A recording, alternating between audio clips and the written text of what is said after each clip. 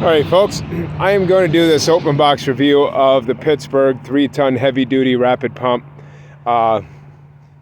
jack. Folks, I asked my wife to get me a simple jack, and she works here, so she got this on a discount. It was like 80 bucks. I have to show you, this thing is a damn beast. It's a Goliath compared to the last one I had. Look at the size of this thing. Now my foot is literally 13 and a half inches on these shoes. Just to show you, it's like almost probably 26, 28 inches long. Nice handle. It's got a little foam pad on it. It's probably going to rip off in no time.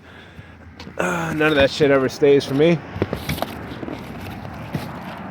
There's a little pamphlet they give you. This thing is probably going to weigh about 100 pounds, folks. It definitely got some weight, probably closer to 50, but definitely heavy.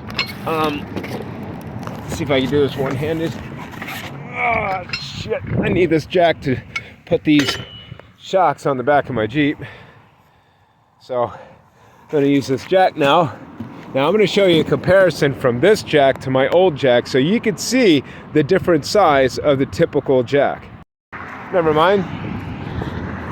Scrap man came and picked up all my scrap metal. Anyway, the other one was about this narrow, maybe as wide as this part here, the heavy duty area, and it's a red jack. It's a 2-ton jack. It is literally half of the size of this. So when it comes down to stability, this jack is definitely going to have a lot more stability than your typical jack. So it might be worth to literally pay the extra few bucks, folks, for this jack versus those typical, I don't know what they're called, like typical floor jack, carriage jack, or whatever they're called. They're real tiny, you know, the wheels are like this narrow, and it always, like, as you jack it up, the damn boom part of it starts to bend. And so I really had a lot of problems with that old jack.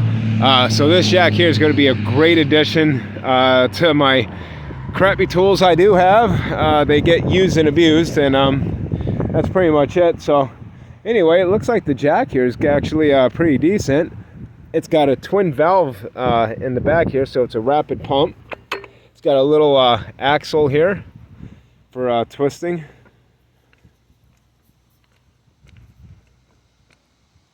I don't know what side goes where. Oh, yep. This side with the square hole. It's going to go there. And then this goes here in the end. Alright, put this together one-handedly.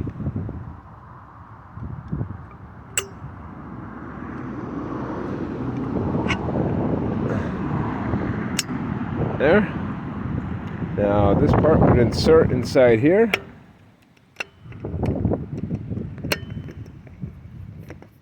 Somewhere, somehow, some way. Once you get the square to line up, I'm sure it's going to be a humdinger. I'm not really sure how this is supposed to work. So. Oh, I see what it is. There's a tension nut right here on the bottom side. See, this is why I like doing open reviews, because you learn just as well as I do, but you don't have to make the same dumb mistakes as I do.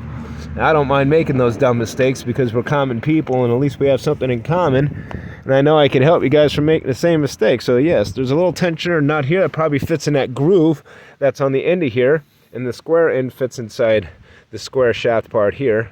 And now, yep. Beautiful. Let's see how fast this thing pumps up. Oh, there's a lock here. You got to remove that plastic block. You could probably keep that for a safety lock, or you could probably throw it out. I'll probably keep it just. Oh yeah, the handle pretty much goes up by itself.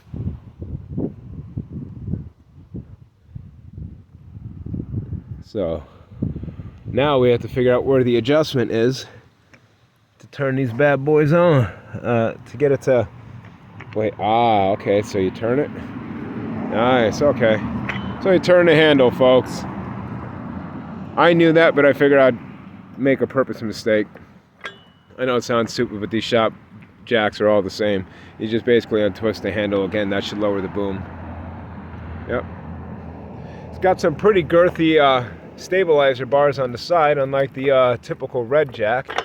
These are probably close to 1/4 of an inch thick, and actually they're extremely solid.